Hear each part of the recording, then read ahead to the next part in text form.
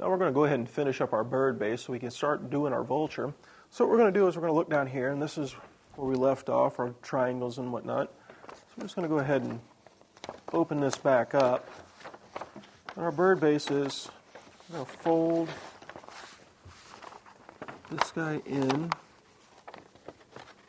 to meet like so. Open him back up.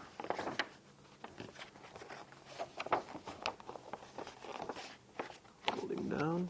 Looking just a little bit there.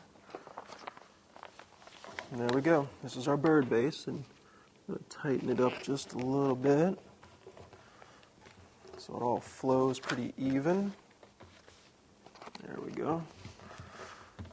Now to start our vulture, we're just going to grab this outside point here. Just bring it up to the top. Oops. Fold it right there, and as you can see, I ripped my paper just a little bit, but I don't think that's going to matter too much.